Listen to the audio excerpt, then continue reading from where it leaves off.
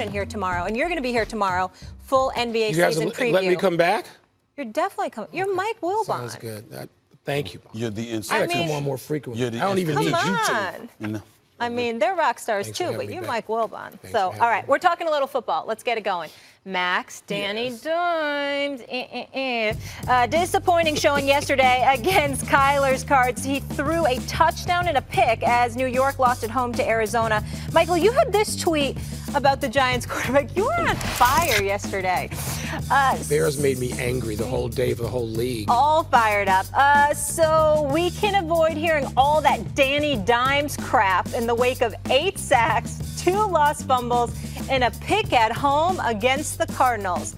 I will say this. He certainly is having issues taking care of the football. That is for sure. Max, I'm looking at you, though. Who would you rather have? Don't pick with your heart. Moving forward. Danny Dimes?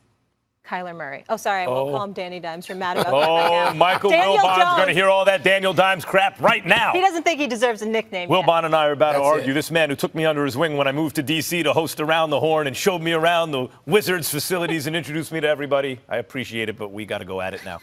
Look, we were just talking about this in the last segment and during the break a little bit. You know, but let me. The kind of quarterback that succeeds out the gate nowadays is an athletic quarterback, because they're expected to play as rookies, which didn't used to be the case. Sometimes as early as week 1, but early in the season. Danny Dimes, if we don't see him for 3 years, that'll be okay. Week 3. Not 3 years, week 3, he's in the game. And so that will favor college-style, like quarterbacks who understand college-style systems very well and are athletic. Danny Dimes is one of those guys. He's athletic. Not as athletic as Kyler Murray, but very few are. And so guys like Trubisky and Lamar Jackson, I mentioned also, and guys who can outrun the linebackers, what winds up happening is they try to make them pro-style quarterbacks early, and they realize it's a little bit much, a little soon for them.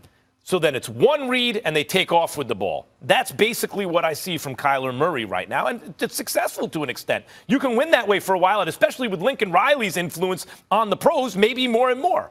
The struggles I see from Daniel Jones right now are the kinds that it doesn't mean he's destined for greatness, but are correctable and they have high upside. He holds the ball too long because he's like processing information and figuring out what's going on, keeping his eyes down the field and looking for that vertical passing game. Like, he's looking to do that. Now, at times he's got to get better. Everyone's talking about the internal clock's no good. He sees the pressure coming. He starts to roll out. He's got to know that that guy is going to be there eventually. He doesn't seem to. That's a correctable mistake. It doesn't mean he's guaranteed to correct it, but it's correctable. And I don't see otherwise a real weakness in his potential, including the height, the speed, the arm, not just the arm strength, but the arm talent, the accuracy, the way he processes the info, everything. I like everything I see. And long term, if I have to bet on one or the other, even after yesterday, I'm betting on Danny Dimes.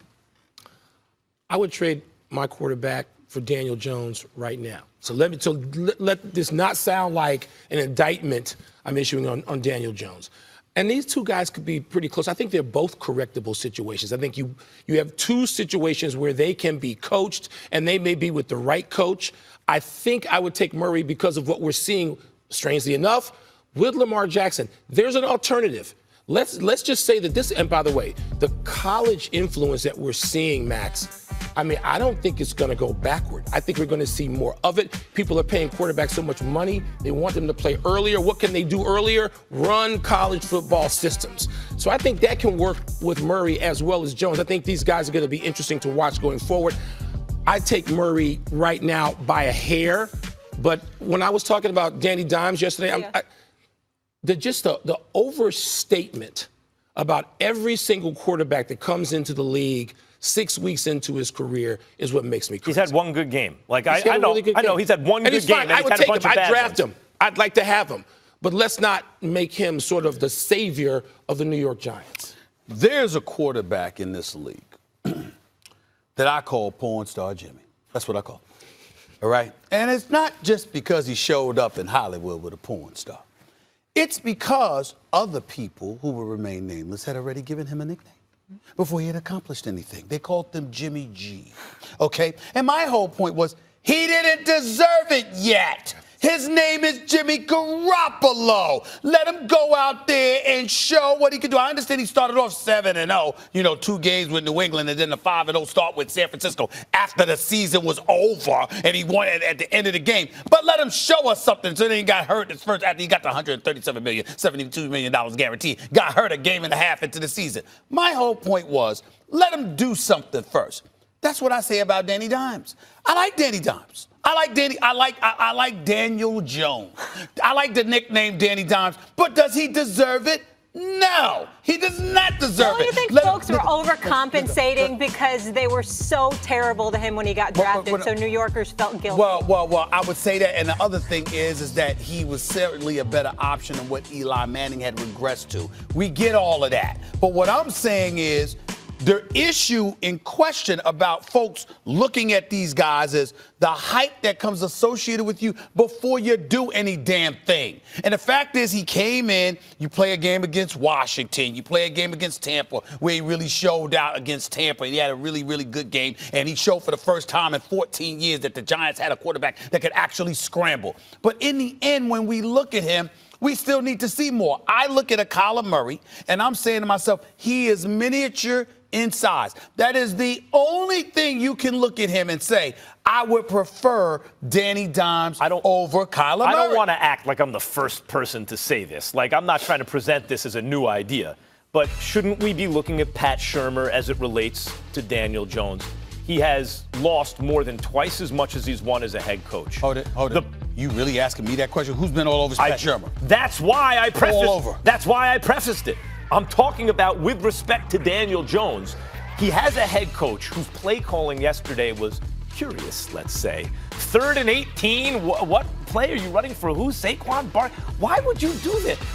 And then in terms of the way the team is coached up itself, the Giants defense couldn't do, everything about that game smacked of bad head coach.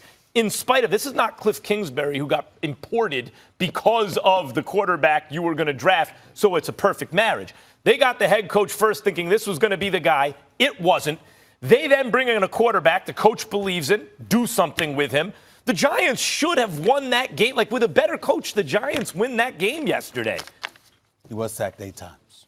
He was, and that obviously that points to offensive line issues. But the sacked 8 times, that's where we go back to Kyler Murray, and maybe you'd prefer him because, let's face it, the Cardinals are not stocked. That's right. And so what gives you the best plan B when you're a quarterback in game? It seems like Kyler Murray with the 3 games he's won in a row, I would take him edge right now. Listen, he's already matched last season's win total with 3 wins for Arizona. I know you spent a lot of time out there. All right, Michael, thank you so much for being with us. Back here tomorrow, live audience, NBA season preview. We'll be getting all hyped up. Lakers, Clippers. Right here. My goodness, going to be a lot of fun. Thank you so much. Speaking of the NBA, heavy lies the crown, and you're about to find out just how heavy it'll be for King James this season. Steven's A-list coming up next. Get excited, football fans, because the NFL season is in full swing. Can you believe all these storylines from around the league? Which teams make the best case to take home the Lombardi Trophy? Who will rise and who will ultimately